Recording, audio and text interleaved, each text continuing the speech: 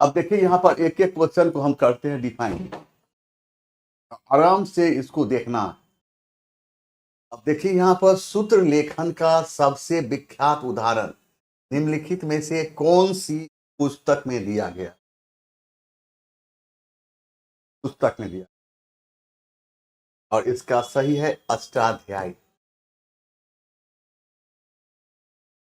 इसका सही क्या है? अष्टाध्यायी। अब ये हमें कमेंट के द्वारा दीजिए, अष्टाध्यायी की रचना किसने किया था? तो यहां पर अष्टाध्यायी की रचना कौन किया था? तब पतंजलि। और पतंजलि किसके शासन काल में हुए थे? तो पुष्यमित्र शुंग के शासन काल में। पुष्यमित्र शुंग अपने शासन काल में 2 बार अश्वमेध यज्ञ किया था, और दूसरे अश्वमेध यज्ञ में पतंजलि स्वयं पुरोहित का काम किया, और पतंजलि ने अष्टाध्यायी जैसी पुस्तक की रचना की। और इसका संबंध, इस पुस्तक का संबंध व्याकरण। आपसे प्रश्न पूछा जाएगा कि पतंजलि किसके शासन काल में हुए? तो पुष्यमित्र शुंग। पुष्यमित्र शुंग के शासन काल में। पुष्यमित्र शुंग के शासन काल में कितने बार अश्वमेध यज्ञ हुए थे? 2 बार।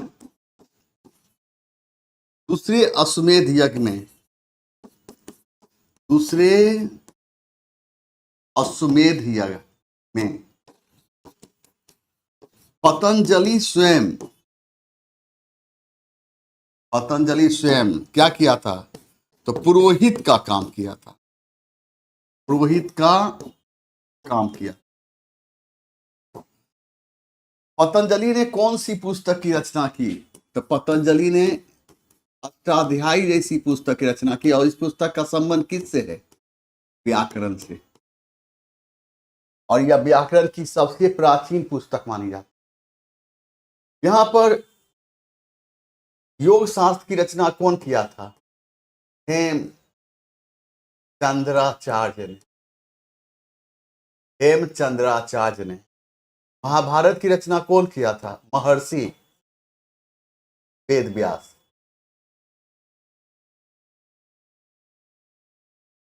क्लियर है? तो मिलित कीजिए सूची 1 और सूची 2 की रचना। बाणभट्ट ने किसकी रचना की? बाणभट्ट ने हरचरित्र जैसी पुस्तक की रचना की। तिलहन ने किसकी रचना की? विक्रमांगदेव चरित्र जैसी। अतुल ने किसकी रचना की? मूषिक वंश की। संध्याकर नंदी ने किसकी रचना की? रामचरित्र। इसको मिलाइए ना, इसको मिलाइए। ए का क्या होगा? 3। ए का 3, बी का 4, सी का 2, डी का 1। आइए, हड़प्पा सभ्यता के समकालीन किस सभ्यता के भवनों में धूप में सुखाई गई ईंटों का प्रयोग हुआ था? और यह मिस्र की।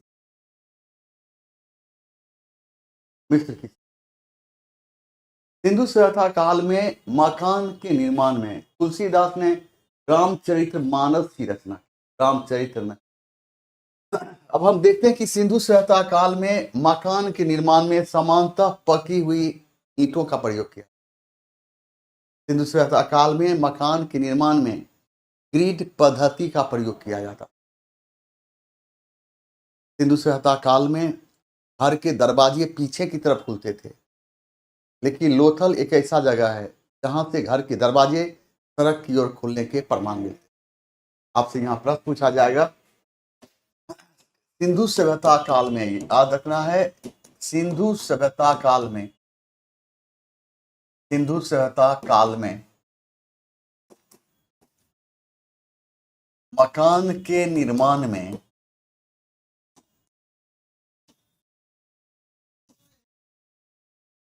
पकी हुई ईंटों का प्रयोग किया जाता था।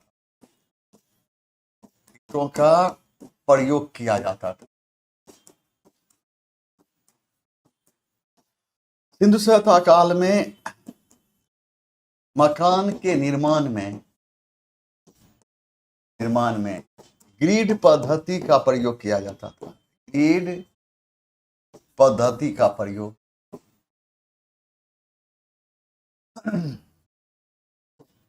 किया जाता था। सिंधु सभ्यता काल में घर के दरवाजे किधर? सिंधु सभ्यता काल में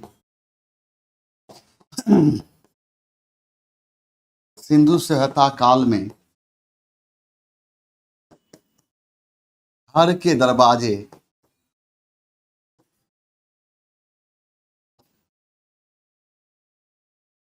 पीछे की तरफ खुलते थे। पीछे की तरफ खुलते थे। लेकिन लोथल एक ऐसा जगह है लोथल एक ऐसा जगह है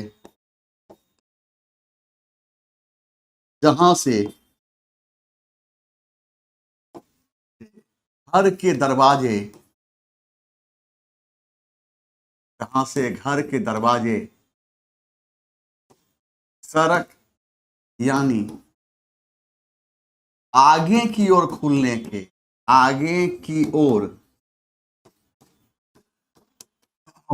खुलने के प्रमाण मिलते हैं।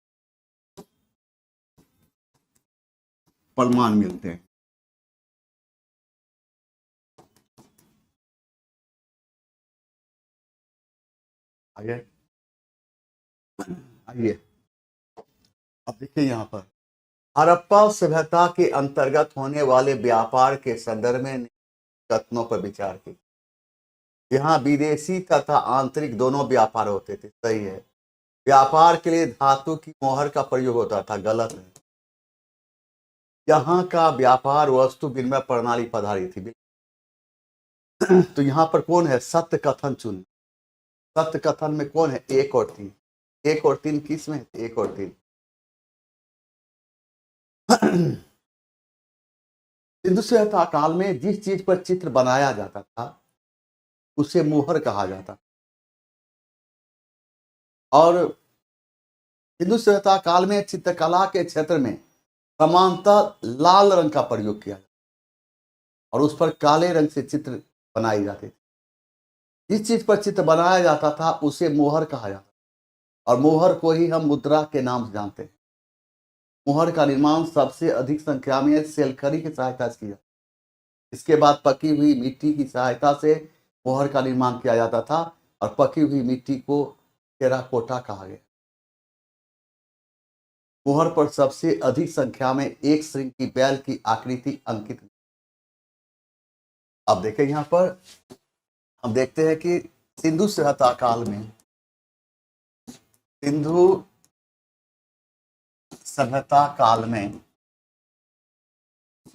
चित्रकला के क्षेत्र में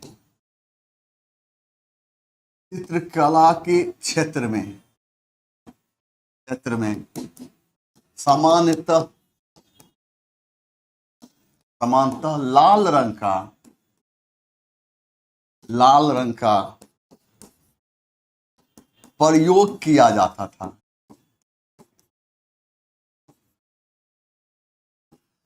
एवं उस पर काले रंग से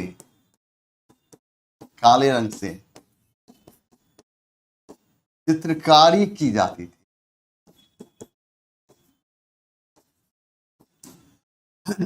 सिंधु सभ्यता काल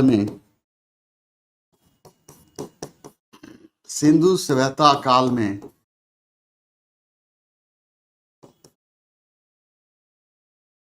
जिस चीज पर चित्र बनाया जाता था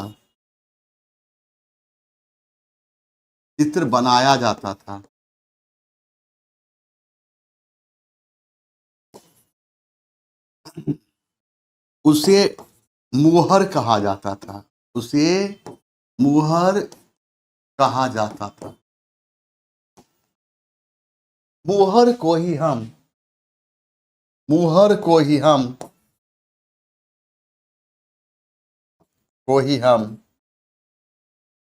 मुद्रा के नाम से भी जानते हैं, मुद्रा के नाम से भी जानते हैं।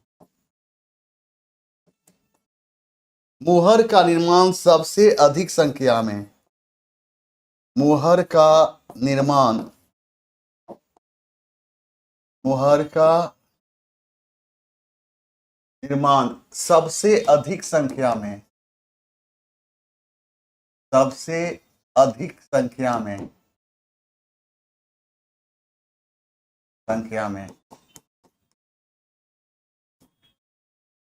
तेलखरी के सहायता से, तेलखरी के सहायता से की जाती थी। और तेलखरी बनता क्या? चीनी और एवं मिट्टी। तेलखरी किससे बनता है? चीनी और मिट्टी। आप चाय पीते हैं प्याला में, प्याला क्या है? तेलखरी, मिट्टी।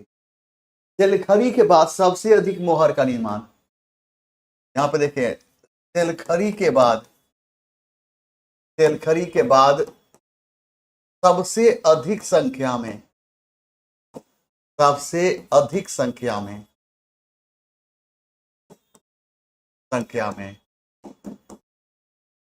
मोहर का निर्माण पकी हुई मिट्टी के सहायता से, पकी हुई मिट्टी की सहायता से, की सहायता से की जाती थी।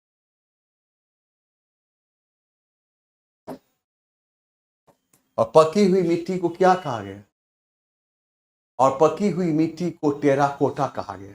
पकी हुई मिट्टी को टेराकोटा कहा गया। बोर्ड छोटा पड़ जाता है, बोर्ड छोटा पड़ जा रहा है। ऋग वैदिक काल में आर्यों के प्रशासन तंत्र में युद्ध का सफल नेतृत्व कौन करता था? राजन करता, यानी राजा। ऋग वैदिक काल में राजा भूमि का स्वामी नहीं होता था, वह युद्ध का स्वामी होता। उत्तर वैदिक काल में राजा भूमि के, उत्तर वैदिक काल में राजा भूमि का स्वामी होने। इससे लगता है कि ऋग वैदिक काल के तुलना में उत्तर वैदिक काल में राजा की शक्ति में वृद्धि हुई और वह बहुत बड़ी बड़ी उपाधियां धारण करने लगे, जैसे महाराजा धीराज, अधिराज इत्यादि। आपका मोबाइल खराब है, देखिए आप, देखिए यहाँ पर ऋग वैदिक काल में, ऋग वैदिक काल में, ऋग वैदिक काल में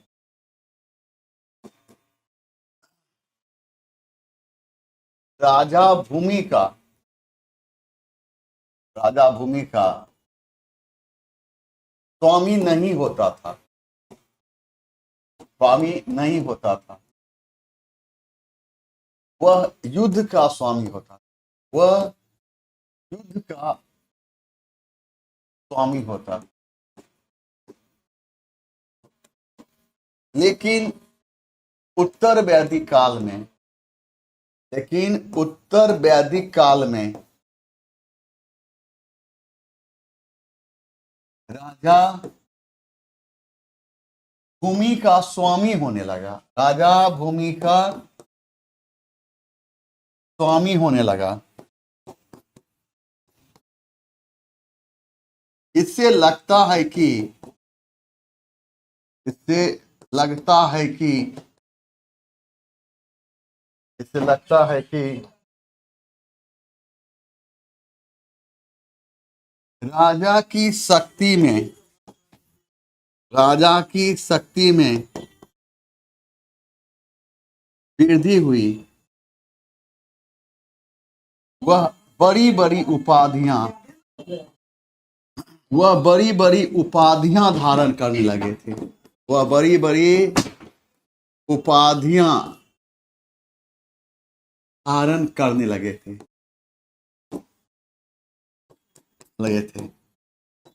जैसे महाराजा धीराज, महाराजा धीराज अधिराज एकराट एकराट इत्यादि। इसका मतलब यह है कि कुछ क्या रहा, ऋग वैदिक काल में राजा भूमि का स्वामी नहीं होता था, वह युद्ध का स्वामी होता था। लेकिन उत्तर वैदिक काल में राजा भूमि का भी स्वामी होने लगा। इससे यह लगता है कि ऋग वैदिक काल के तुलना में उत्तर वैदिक काल में राजा की शक्ति में वृद्धि हुई और वह बड़ी बड़ी उपाधियां धारण करने लगे, जैसे महाराजा धीराज, अधिराज, एकराट। आइए यहां पर, जैन धर्म के संबंध में निम्नलिखित में से कौन सा कथन सत्य नहीं है? जैन धर्म का समर्थन मुक्त व्यापारी ने किया।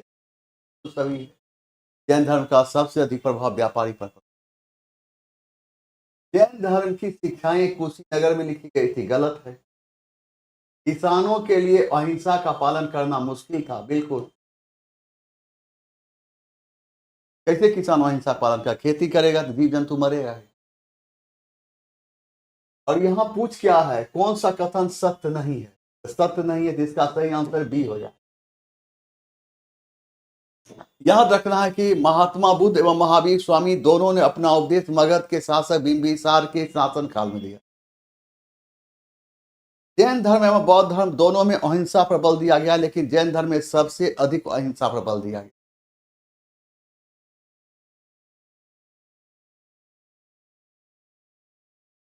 जैन धर्म का सबसे अधिक प्रभाव व्यापारी वर्ग पर पड़ा था, तो बौद्ध धर्म का सबसे अधिक प्रभाव महिला एवं शूद्रों पर पड़ा। जैन धर्म को अंतिम रूप से राजकीय संरक्षण गुजरात के सोलंकी चालुक्य राजवंश के शासक ने दिया। बौद्ध धर्म को अंतिम रूप से राजकीय संरक्षण पाल वंश के शासक ने। देखें यहाँ, महात्मा बुद्ध, महात्मा बुद्ध एवं महावीर स्वामी दोनों ने अपना उपदेश मगध के शासक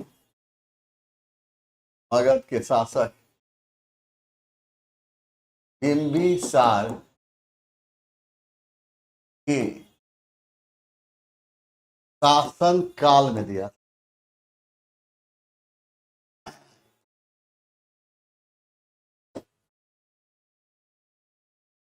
जैन धर्म एवं बौद्ध धर्म, जैन धर्म एवं बौद्ध धर्म दोनों में अहिंसा पर बल दिया गया था।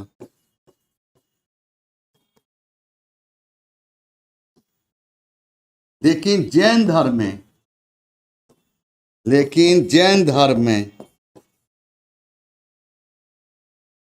अहिंसा पर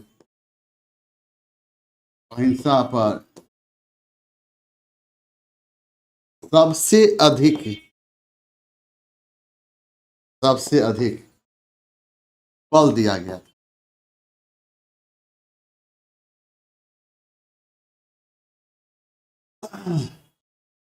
अब देखो यहां पर, महात्मा बुद्ध एवं महावीर स्वामी दोनों जाति के क्षत्रिय थे। दोनों जाति के क्षत्रिय थे। महात्मा बुद्ध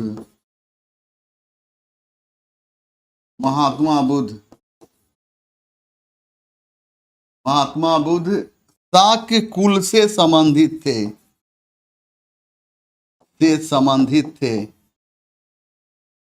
शाक्य कुल से संबंधित थे। तो वहीं महावीर स्वामी महावीर स्वामी, महावीर स्वामी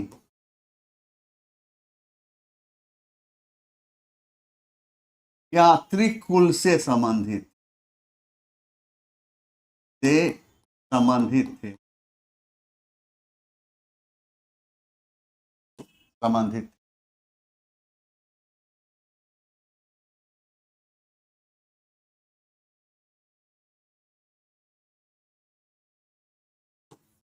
स्टार देखकर जैन धर्म का सबसे अधिक प्रभाव, जैन धर्म का सबसे अधिक प्रभाव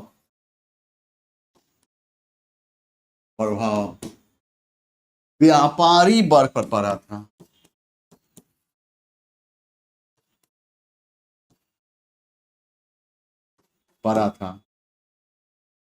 तो बौद्ध धर्म का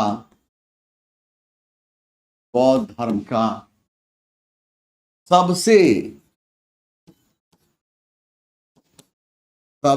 अधिक प्रभाव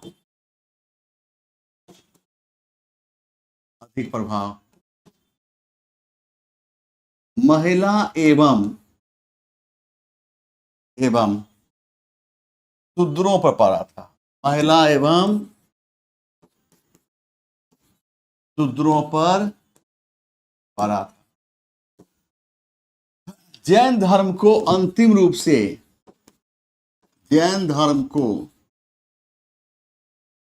अंतिम रूप से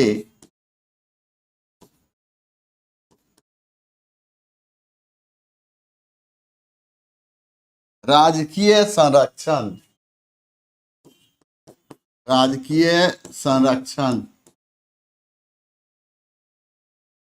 गुजरात के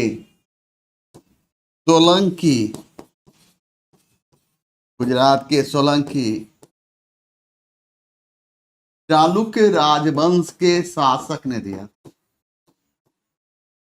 तो बौद्ध धर्म को अंतिम रूप से राजकीय संरक्षण, बौद्ध धर्म को अंतिम रूप से राजकीय संरक्षण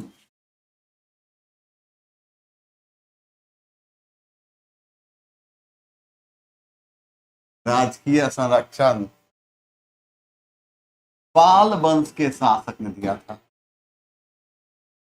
पाल वंश के शासक ने दिया।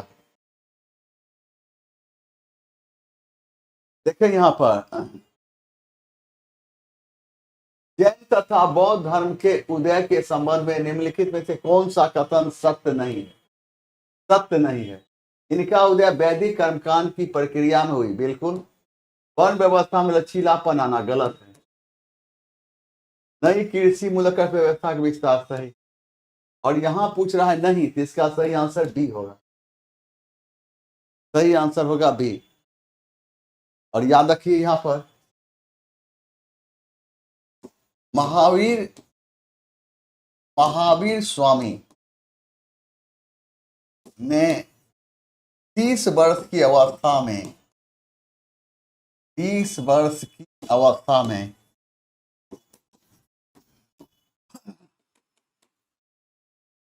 अपना घर त्याग किया था।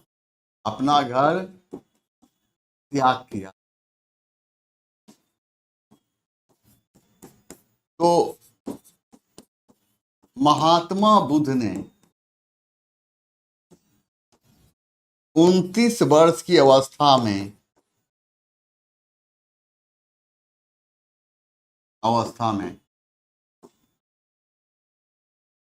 अपना घर त्याग किया।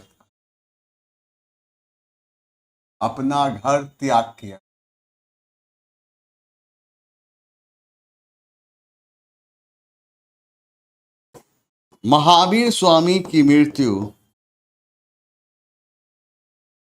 महावीर स्वामी की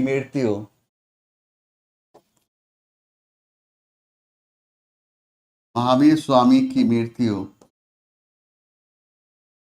72 वर्ष की अवस्था में हुई थी।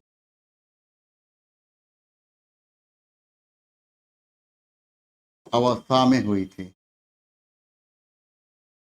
तो महात्मा बुद्ध की मृत्यु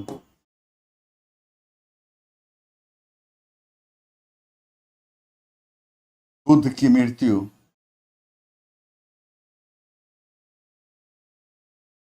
80 वर्ष की अवस्था में हुई। 80 वर्ष की अवस्था में हुई।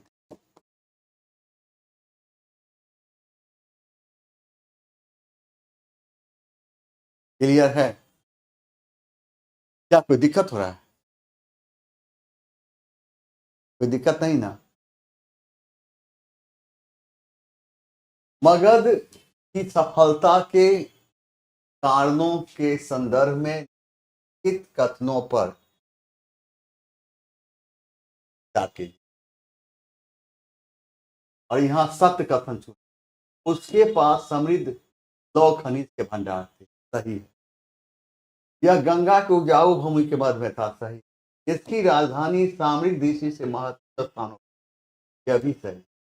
का 1, 2, 3 सही। मगध की धरती पर राजवंश का क्रम क्या है? ज्यादा। तो मगध की धरती पर शासन करने वाला पहला राजवंश हर्यक राजवंश। हर्यक राजवंश। और ये शासन कब किया? 545 ईस्वी पूर्व से लेकर 412 ईस्वी। उसके बाद कौन सा राजवंश आया? शिशु राजवंश।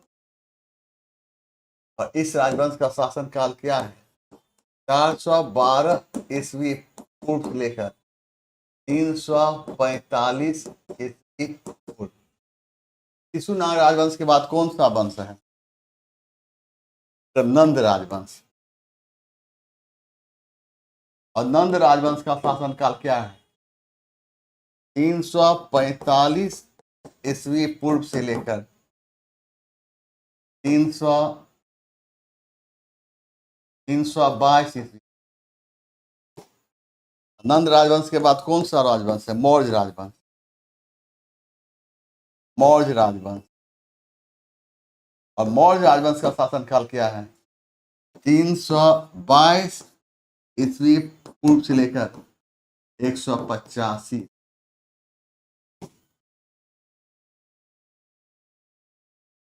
क्लियर ना? क्लियर है? आइए यह देखो जवान, अब है कि किस स्थान से प्राप्त अशोक के अभिलेखों की भाषा और लिपि अरमाइक एवं यूनानी दोनों है। और ये कहां थे? अफगानिस्तान के कंधार स्थित, अफगानिस्तान के कंधार स्थित सारे कोना नामक स्थान से अशोक के जो अभिलेख मिले हैं उसमें अरमाइक एवं ग्रीक लिपि। तो पाकिस्तान के शहबाजगढ़ी व मानसेहरा से अशोक के जो अभिलेख मिले उसमें खरोष्ठी लिपि का। देखिए यहाँ अफगानिस्तान के अफगानिस्तान के अफगानिस्तान के कंधार स्थित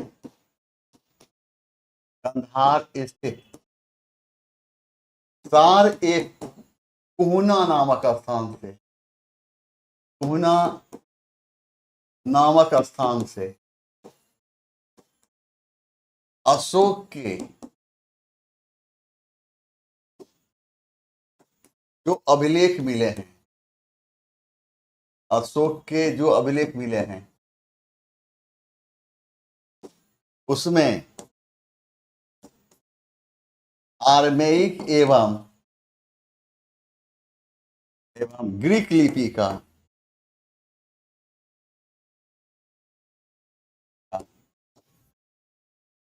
प्रयोग किया गया है। अच्छा, पाकिस्तान के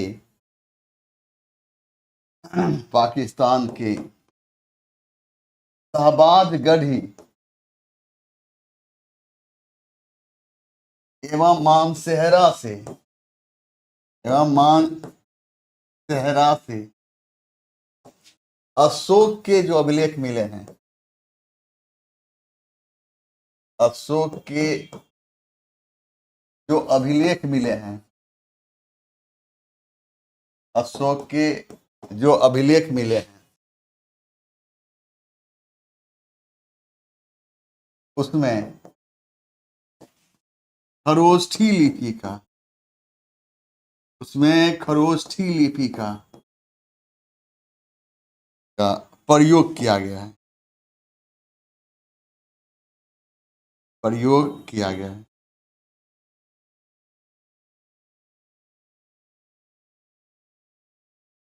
क्लियर है? जवान मैसेज भी कीजिए, कोई दिक्कत भी हो रहा है? एक जवान, कहीं कोई दिक्कत भी है? जैसे गुप्तकालीन राजस्व प्रशासन के संबंध में निम्नलिखित तथ्यों पर विचार कीजिए। राज्य द्वारा उपज के चौथे भाग से लेकर छठे भाग तक कर के रूप में किया जाता था। सही है। सत्य कथन चुनना। राजकीय सेना के अभियान का खर्चा राजकीय कोष से होता था। गलत है, ऐसा नहीं था।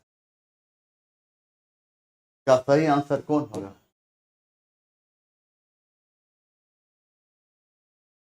गुप्त काल में निम्नलिखित प्रकार के भूमि, देखिए यहां पर गुप्त काल में,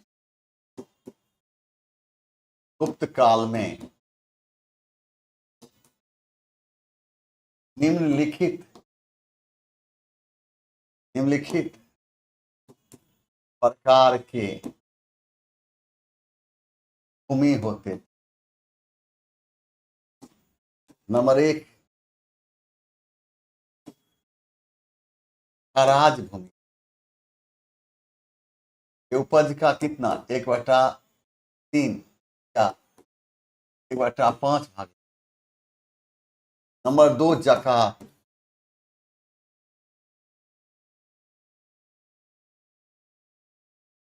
गुप्त काल में निम्नलिखित प्रकार के भूमि होते। नंबर 1,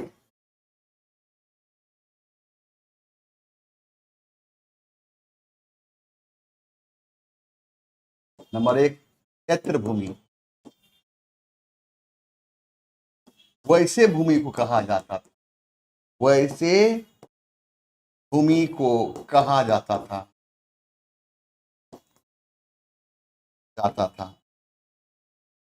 जो कृषि योग्य, जो कृषि योग्य होती थी। नंबर दो खील भूमि। नंबर 2 खील भूमि।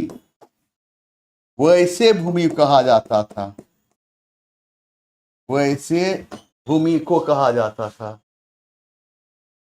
तो कहा जाता था जो भूमि बंजर होती।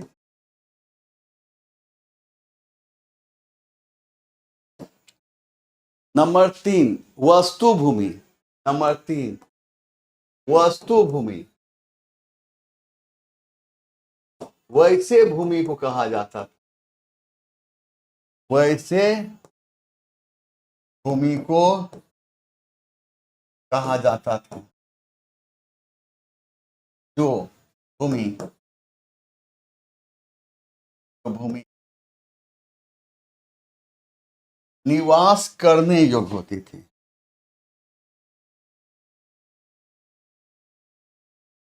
योग्य होती।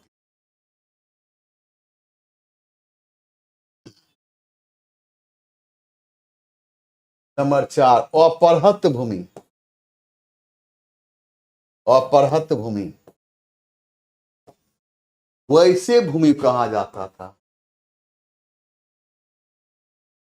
वैसे भूमि को कहा जाता था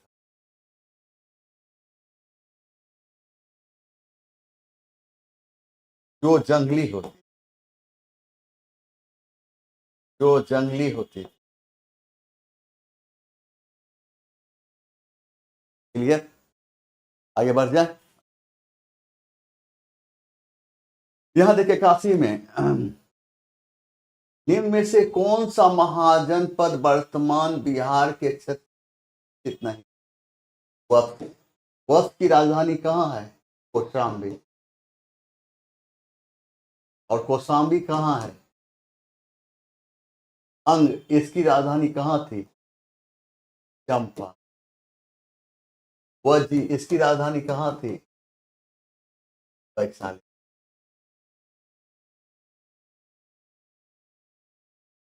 मध्यकालीन बिहार में बुनियादी प्रशासनिक इकाई के रूप में परगना को विकसित किया था। ये भी है शेरशाह।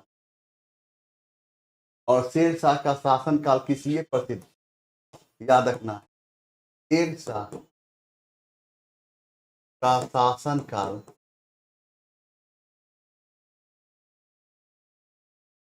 उसके प्रशासन के लिए,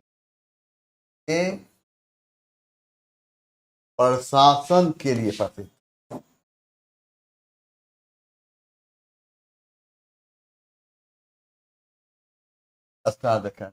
मुगल बादशाह, मुगल बादशाह अकबर ने भी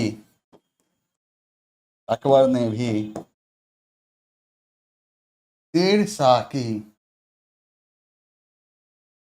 प्रशासनिक व्यवस्था को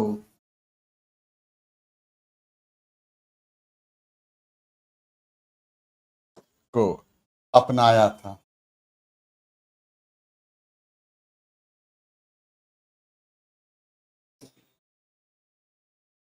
बख्तियार खिलजी, इसको किया जाता है, इसी को बंगाल और बिहार विजय करते, बिहार विजय करते। और इसी ने क्या किया था? नालंदा एवं विक्रमशिला विश्वविद्यालय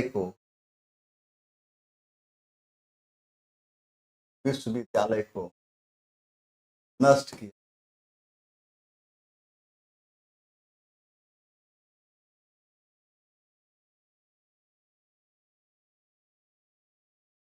ठीक ना?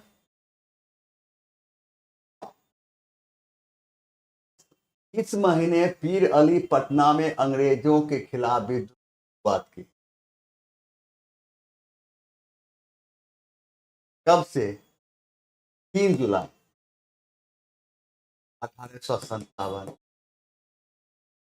पीर अली कौन था? पीर अली एक पुस्तक विक्रेता था। बिहार में सर्वप्रथम बिहार में सर्वप्रथम 1857 के 1857 के विद्रोह की शुरुआत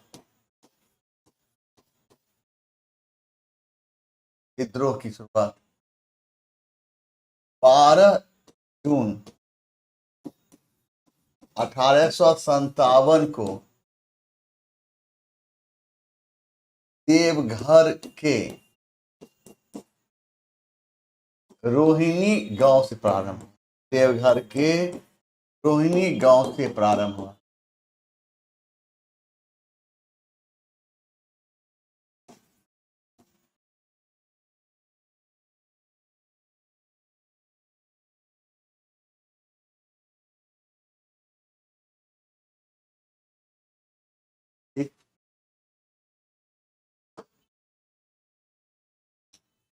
भारतीय उपमहाद्वीप के एक भाग पर आक्रमण करने और उस पर आधिपत्य करने वाला पहला मुसलमान मोहम्मद बिन कासिम था, जो इराक के अरब गवर्नर का डिप्टी था। वह भाग कौन सा और वह कब आक्रमण कर हथियाया? और इसका सही आंसर होगा सिंध। और याद रखना, जिस समय मोहम्मद बिन कासिम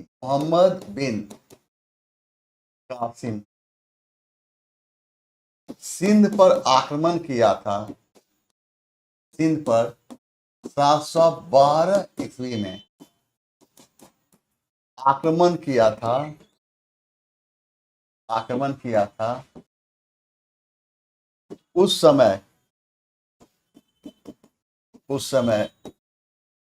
सिंध का शासक, उस समय सिंध का शासक ताहिर था। यह लड़ता हुआ मारा गया, यह लड़ता हुआ मारा गया। मोहम्मद बिन कासिम ने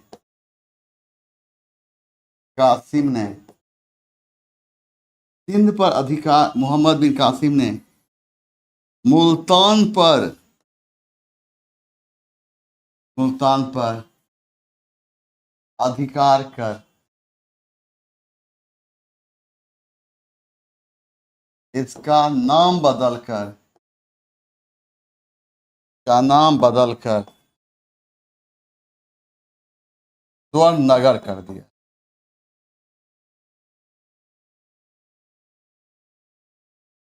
स्वर्ण नगर कर दिया।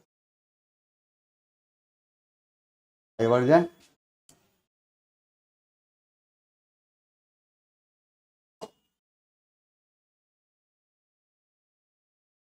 दिल्ली सल्तनत के इन दो इतिहासकार लिखने वालों के ऐतिहासिक कार्यों का नाम तारीख ए फिरोज। एक ही नाम से कौन कौन लिखा था? यादुद्दीन बरनी और शमशेर आजाद। और दोनों किसके दरबार में थे? फिरोज शाह तुगलक। अमीर खुसरो दिल्ली सल्तनत के कितने सुल्तानों का शासन काल देखा? 8। अमीर खुसरो ने ही क्या किया था? सितार एवं तबला जैसे वाद्य यंत्र का आविष्कार किया।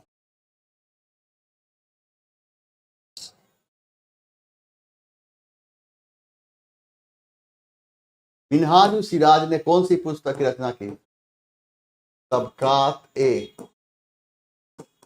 नासिरी।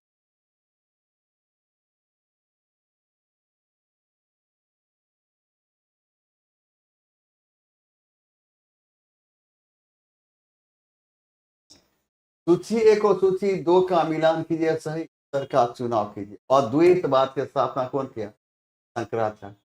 द्वैतवाद की स्थापना कौन किया? द्वैतवाद माधवाचार्य। सुधा द्वैतवाद की स्थापना वल्लभाचार्य। द्वैता द्वैतवाद की स्थापना निम्बार्काचार्य। विशिष्टा द्वैतवाद रामानुजा। अभी से भी लाइए। पहला का ए, दोसर का सी, तेसर का डी, चौथा का ए, पांचवा का बी।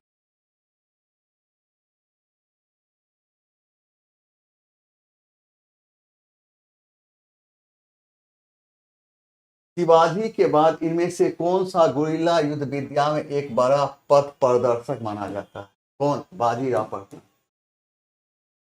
बाजीराव प्रथम दिल्ली पर आक्रमण कब किया था? 1737। उस समय मुगल बादशाह कौन था? मोहम्मद शाह। और बाजीराव प्रथम की मृत्यु मस्तानी के प्रेम प्रसंग के कारण। ताराबाई कौन था? ये राजा राम की पत्नी, राजा राम की पत्नी। और यह ताराबाई, यह मराठों में सबसे वीर महिला थी। राजा राम और यह मुगल कैद से साहू को मुक्त कराने के लिए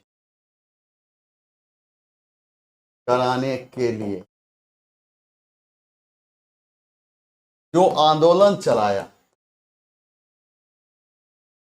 जो आंदोलन चलाया उसे हम मराठों के स्वतंत्रता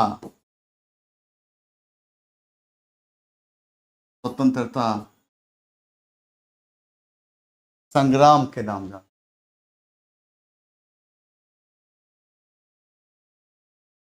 नूरजहां का असली नाम क्या था? मेहरुनिसा। नूरजहां किसकी पत्नी थी? जहांगीर की। नूरजहां का जहांगीर के साथ कौन सी शादी थी? दूसरी शादी थी। मुमताज का वास्तविक नाम क्या था? अर्जुमंद बानो बेगम।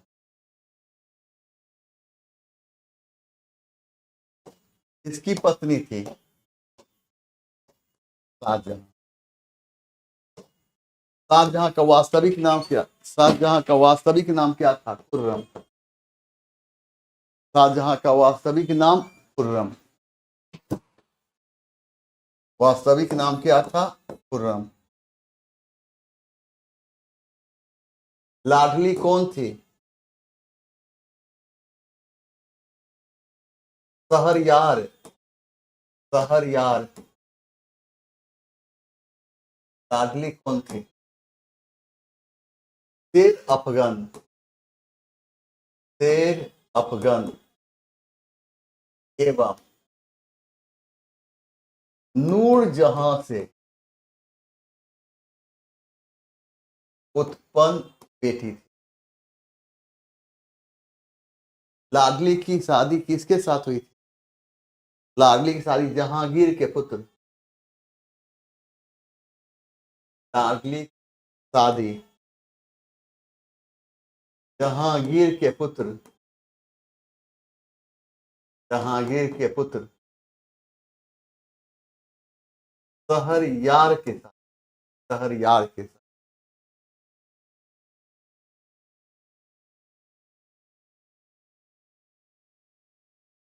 देखिए, दिल्ली में निम्न से कौन सा स्मारक विश्व विरासत साइट के रूप में शामिल नहीं किया गया?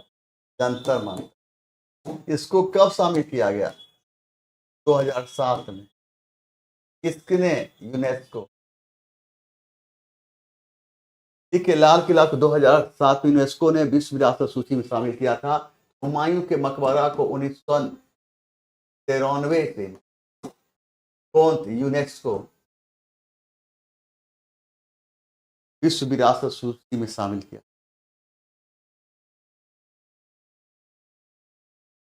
भारत में पुर्तगाली की राजधानी कौन सी थी? आंसर में सुधार कर ली। गोवा। और गोवा में पुर्तगालियों ने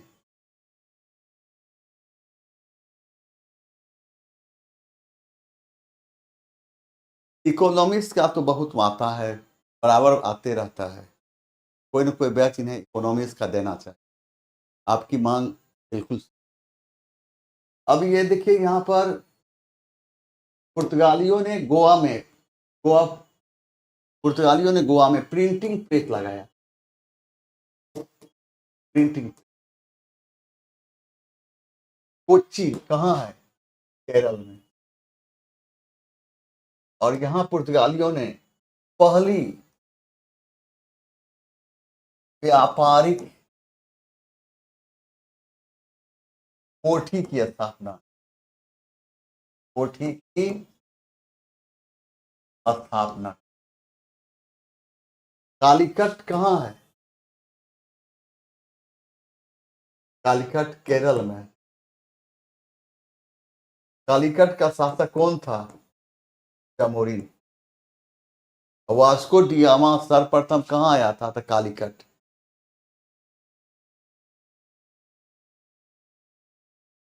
ये है 6, 8, 9, 10, 11, 12 के लिए। लेकिन मॉडर्न हिस्ट्री का ये सारे प्रश्न जो करते हैं, या प्राइमरी से लेकर पीजीटी तक काम।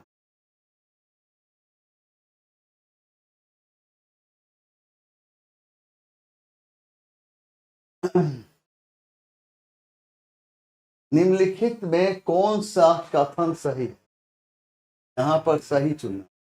पलासी का युद्ध ब्रिटिश द्वारा उनकी शक्ति से कहीं अधिक उनके राजनयिक कौशल से जीता गया।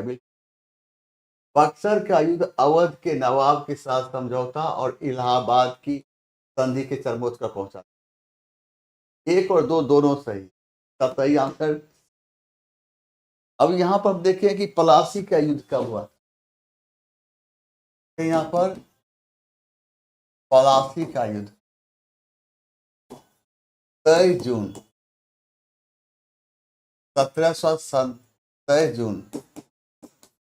1757 को हुई।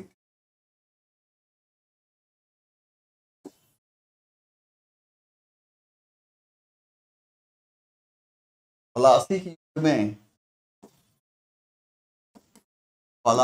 के युद्ध में सिराजुद्दौला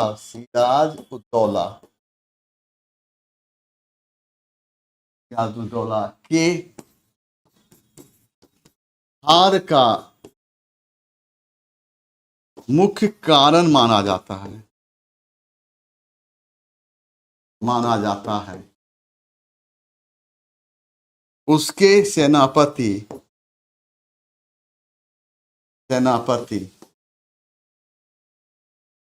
मीर जाफर की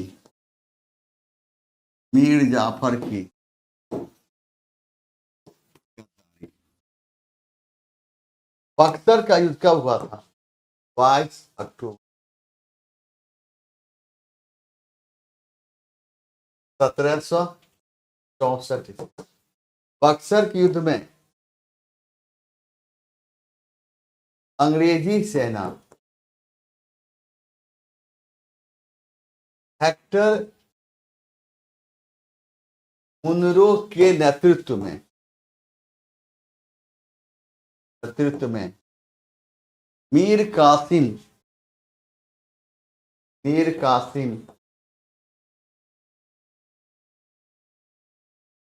अवध के नवाब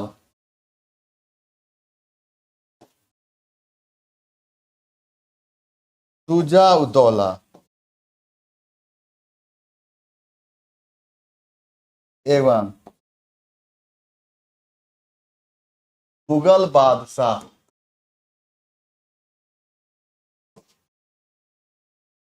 शाह आलम द्वितीय की सम्मिलित सेना को पराजित किया।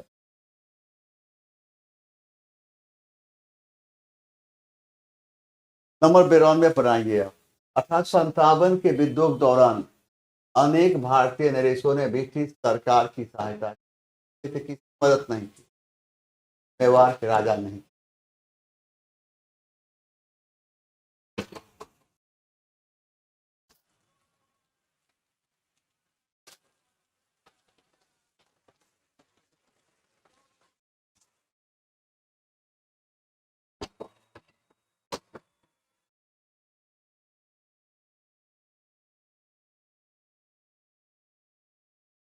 अब देखिए 1857 के विद्रोह के बाद 1857 के विद्रोह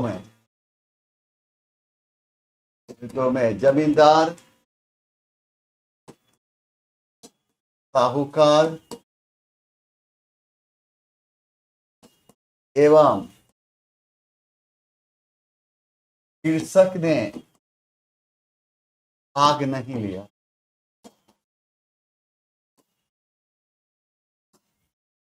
1857 के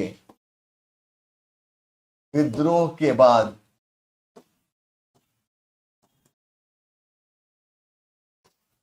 भारतीय सेना को पुनर्गठित करने के लिए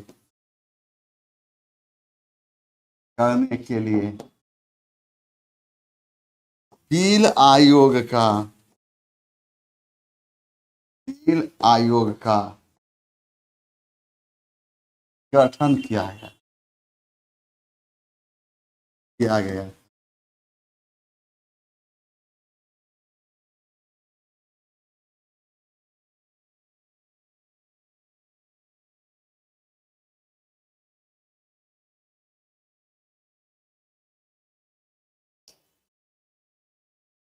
जी,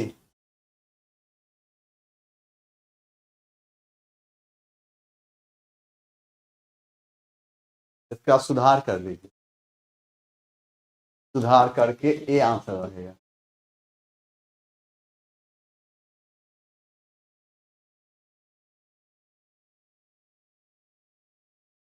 देखिए इतिहास है, अलग तो ले लीजिए। इन समितियों की स्थापना के ऐतिहासिक क्रम बताएं। आर्य समाज की स्थापना कब? 1875। प्रार्थना समाज 1867। दक्कन शिक्षा 1884। National social conference 1840। रामकृष्ण 1800।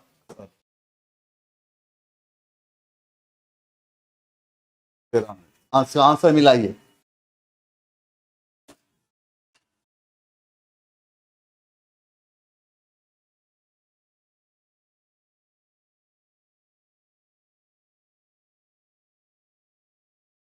इसका आंसर मिलाइए।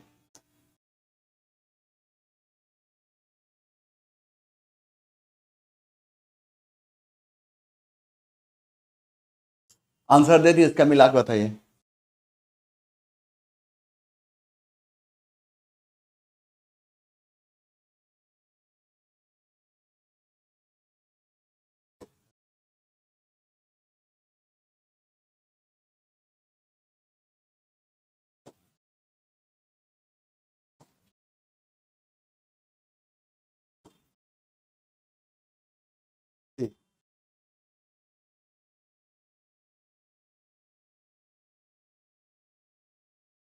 कहाँ थे? कहाँ रहते हैं?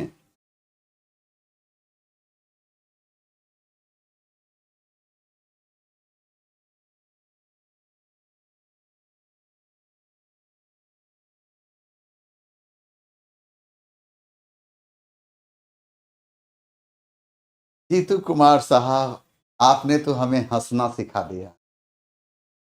कई दिनों से हम हंसे नहीं थे, और आपने दिल की गहराइयों से इस कदर प्रशंसा किया कि शायद दोबारा हम हंसना सीख गए। आपने क्या लिखा मालूम? बढ़िया से एग्जाम दीजिए, कंप्लीट कीजिए। हमारी भी एक आशा पूरा कीजिए, आप लोगों से एक आशा रहता है, एक उम्मीद सी रहती, कंप्लीट कर जाइए। और एक आदेश ये है मेरा कि कोई जरूरी नहीं है कि हर एग्जाम अच्छा ही जाए, और अच्छा खराब का निर्धारण रिजल्ट के बाद होता है। बहुत बार ऐसा होता है कि इस एग्जाम में मेरा नहीं होगा, उसी में सिलेक्शन हो जाता है। अब बहुत बार एग्जाम ऐसा होता है कि मेरा एग्जाम बहुत अच्छा है, इसमें सिलेक्शन होगा, इसमें सिलेक्शन नहीं। एग्जाम तक हमेशा हम आप लोगों के साथ रहे, कभी डिस्टर्ब नहीं। और हमारा जवान ने लिखा है, हरा नहीं है भावों से, इसमें बहता रसधार नहीं, वह हृदय नहीं पत्थर है, इसने सहनसा का, इसने सहनसा सर का हर नहीं, आपका छोटा सा विद्यार्थी जीतू कुमार दुबे। कैसे हैं जीतू बाबू?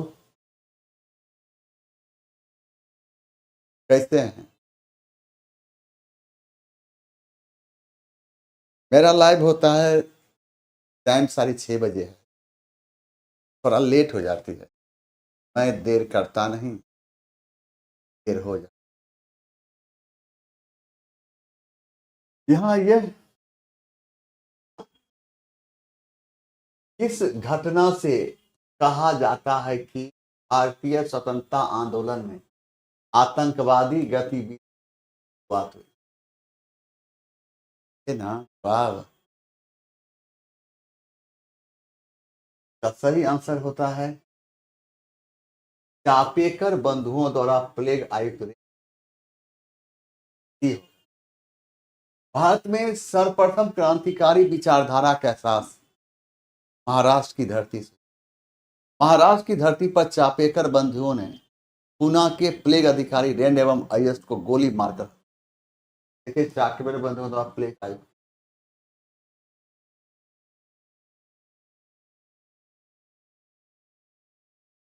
मदन लाल ढींगरा द्वारा करजन बाइली की हत्या कब हुई थी?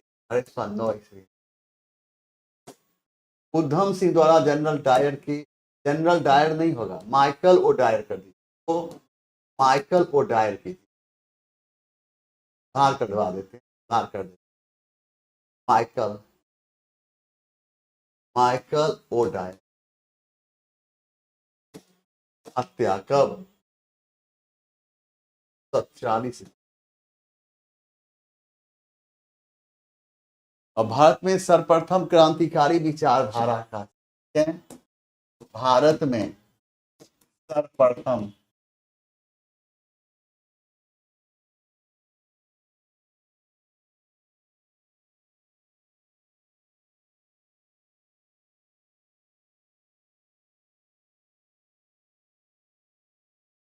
भारत में सर्वप्रथम भारत में सर्वप्रथम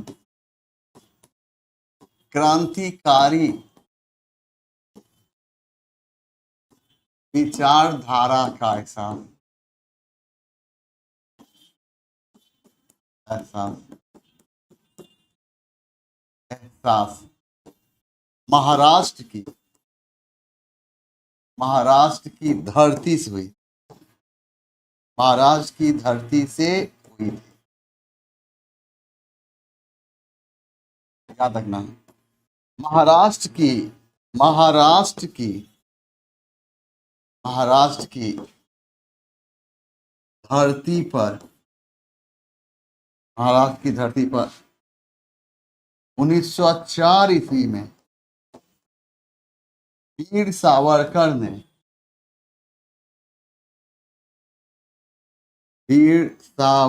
ने अभिनव भारत नामक अभिनव भारत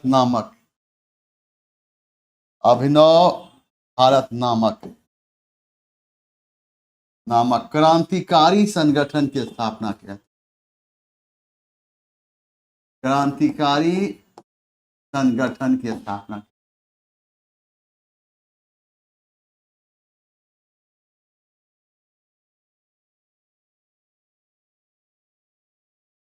बिल्कुल। आइए नंबर 95 में आइए। इस पूंजीपति ने अखिल भारतीय कांग्रेस कमेटी के खजांची के पद पर काफी दिनों तक काम किया? जमनालाल बजाज। और जमनालाल बजाज को महात्मा गांधी को 4 बेटा था, लेकिन जमनालाल बजाज को महात्मा गांधी अपना बेटा मानते थे। इस प्रकार महात्मा गांधी ने जमनालाल बजाज को अपने 5वें बेटे की मान्यता प्रदान। अच्छा, महात्मा गांधी ने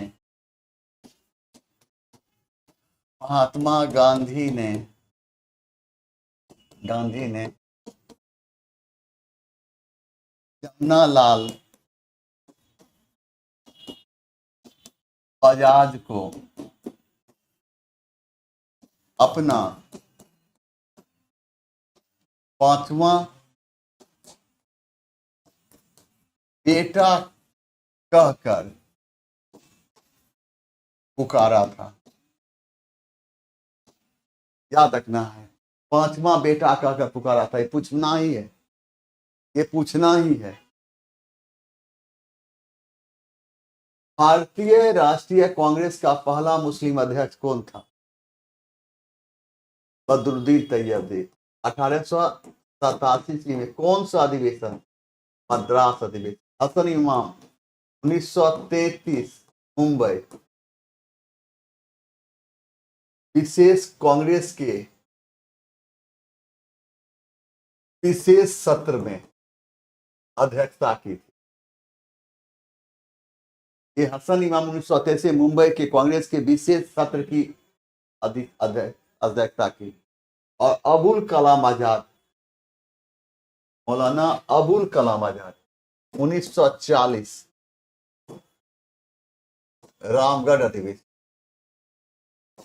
रामगढ़ अधिवेशन अध्यक्षता की। ये अबुल कलाम आजाद जो थे ये कांग्रेस के मतलब स्वतंत्र भारत के पहले शिक्षा मंत्री थे। इन्होंने इंडिया विंस फ्रीडम जैसी पुस्तक की रचना की। ये सबसे कम उम्र में कांग्रेस के अध्यक्ष बने थे और सबसे लंबे समय तक कांग्रेस के अध्यक्ष पद पर भी रहे। 2 मिनट बात कर लेते हैं, 2 मिनट बात कर। कैसे हैं, कैसे हैं, कैसे हैं? देखो यहाँ पर दादा भाई नेहरूजी को गणित एवं भौतिकी विज्ञान के प्रोफेसर के रूप में कहाँ नियुक्त? Elphinstone college Mumbai. दादा भाई नेहरूजी कितने बार भारतीय राष्ट्रीय कांग्रेस के अध्यक्ष थे? आइए आइए, भारतीय राष्ट्रीय कांग्रेस 3 बार और दादा भाई नेहरूजी 3 बार अध्यक्षता किया। 1886 का कलकत्ता अधिवेशन, 1893 ईस्वी का लाहौर अधिवेशन, 1906 का कलकत्ता अधिवेशन। दादा भाई नेहरू जी 3 बार भारतीय राष्ट्रीय कांग्रेस के अध्यक्ष, याद रखना। कौन कौन? 1886, 1893, 1906। 1886 कलकत्ता, 1893 लाहौर, 1906 कलकत्ता। बिल्कुल बिल्कुल बिल्कुल। निम्नलिखित में से कौन सी पत्रिका का उसके समझ सही मिलान नहीं? वंदे मातरम अरविंद घोष सही है, न्यू इंडिया बीपी सही है, संध्या ये सही, संध्या सही नहीं है।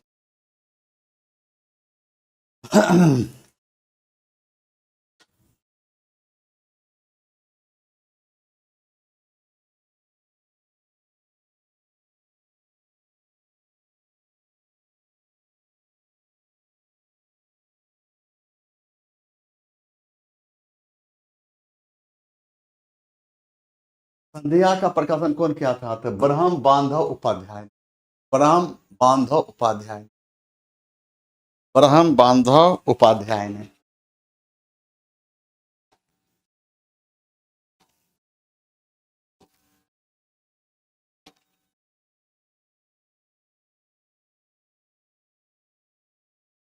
भारत में थियोसोफिकल सोसाइटी की स्थापना कहाँ हुई?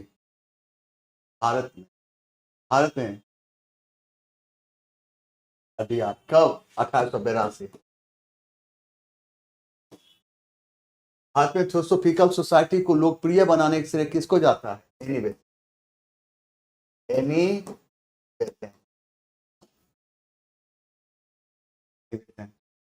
थियोसोफिकल सोसाइटी की स्थापना 1875 ईस्वी कहाँ हुई थी? न्यूयॉर्क में।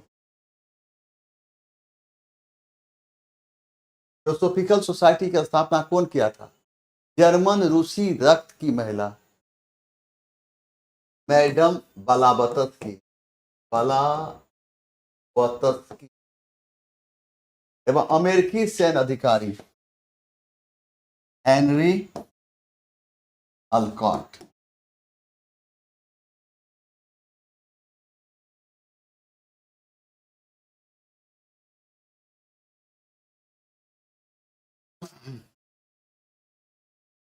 सांप्रदायिक अवार्ड एवं पूना पाठ्यक्रम से दलित वर्ग के लिए कितनी सीटें निर्धारित? 71 से 47। सांप्रदायिक निर्वाचन की घोषणा कब कौन किया था? ब्रिटिश प्रधानमंत्री, ब्रिटिश प्रधानमंत्री, ब्रिटिश प्रधानमंत्री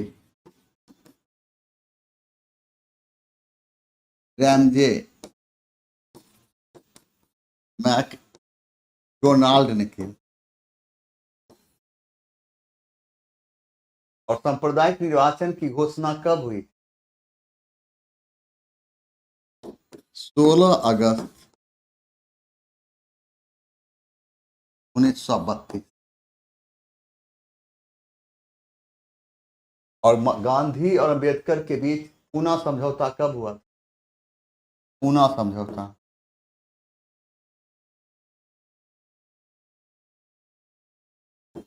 पूना समझौता हुआ था 26 सितंबर 1932। इसका 2 डेट मिलता, एक डेट ये भी मिलेगा 24 सितंबर 1932।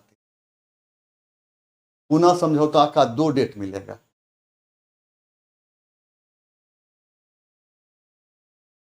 छब्बीस सितंबर 1932 और 24 सितंबर 1932। लेकिन दोनों सही ही है, लेकिन दोनों में सबसे अधिक सही कौन है? 26 सितंबर। दोनों डेट ध्यान ध्यान पर रखना। नीचे एक अभिकथन और एक कारण दिया गया है। अभिकथन, महात्मा गांधी को राष्ट्रपिता माना जाता है, सही है। इंडिया नाम महात्मा गांधी द्वारा, गलत है। और भारत को इंडिया कहकर सर्वप्रथम किसने पुकारा था? यूनानी ने पुकारा। ये सही है, अभिकथन सही है, लेकिन कारण गलत है।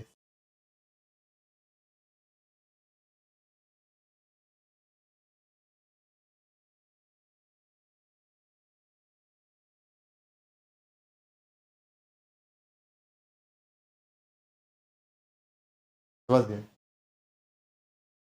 ये भी करना है और टाइम कम रहता है ना।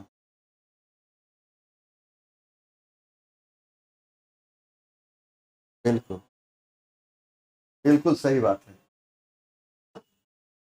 अब यहां पर देखो, यहां पर क्या है कि कूका आंदोलन के बारे में कौन से कथन सत्य है?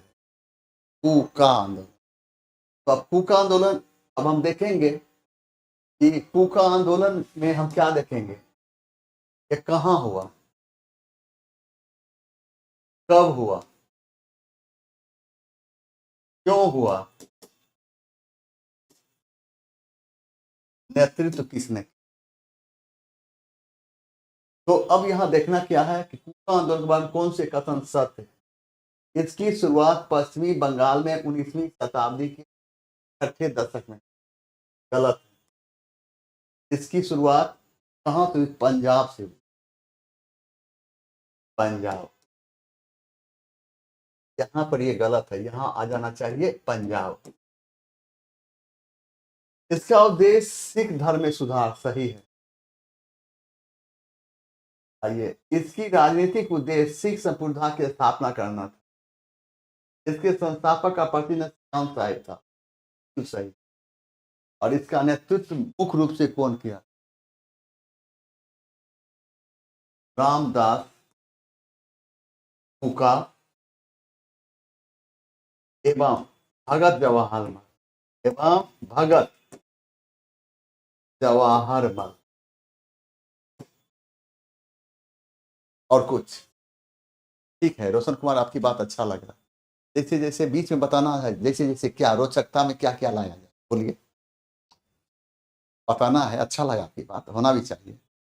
और रोचकता में क्या क्या लाया जाए।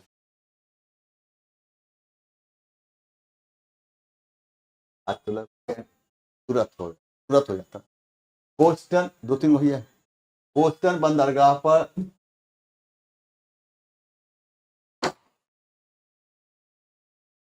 बोस्टन बंदरगाह पर 340 चाय के बक्सों को समुद्र में फेंका गया। इस घटना को किस नाम जाना जाता है? बोस्टन टी पार्टी की। और ये घटना कब हुई थी? 1773 ईस्वी। सिकंदर महान पैदा कब हुआ था? 356। सिकंदर कहाँ का रहने वाला? 356 ईस्वी। सिकंदर कहाँ का रहने वाला था? यूनान। यूनान में एक छोटा सा राज था जैसा सिकंदर यूनान के छोटे से राज मकदूनिया का शासक। मकदूनिया, मकदूनिया को किस नाम जानते हैं? मेसोपोटामिया के नाम से, मेसोपोटामिया। वर्साय की संधि द्वारा मानवर्धन जर्मनी। और वर्साय की संधि कब हुई? 28 जून 1919। वर्साय की संधि को किस नाम जानते हैं? आरोपित संधि। आरोपित संधि। आरोपित।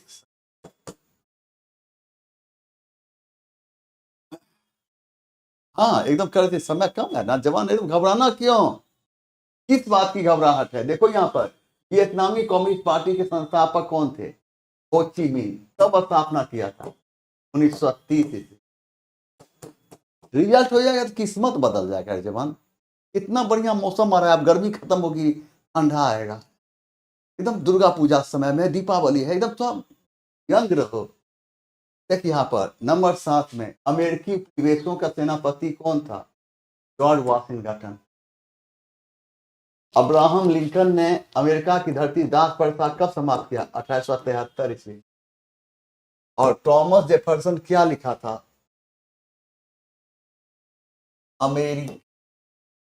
अमेरिका का घोषणा पत्र। घोषणा पत्र। पुनर्जागरण का केंद्र कहाँ है? पुनर्जागरण केंद्र कहाँ? पुनर्जागरण कहाँ? जर्मनी। हाँ इटली। पुनर्जागरण प्रारंभ इटली। इटली में कहाँ? फ्लोरेंस नगर। फ्लोरेंस नगर। हाँ? नाजीवाद का उत्कर्ष कहाँ हो? जर्मनी में। नाजी पार्टी की स्थापना कब हुई थी? 20 फरवरी 1920। कहाँ? जर्मनी। जर्मनी में कहाँ? म्यूनिक। किसने किया? हिटलर।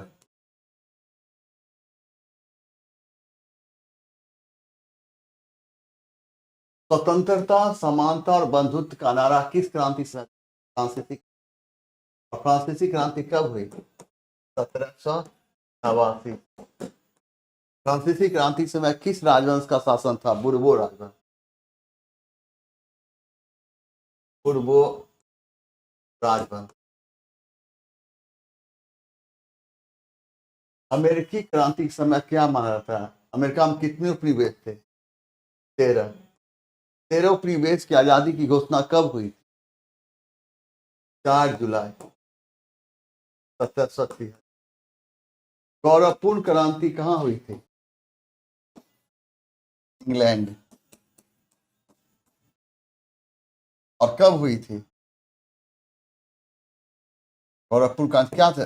1888 थी। गौरवपूर्ण क्रांति क्या कहते हैं? रक्तहीन क्रांति। इसके समय में ब्रिटेन सम्राट जेम्स दूत।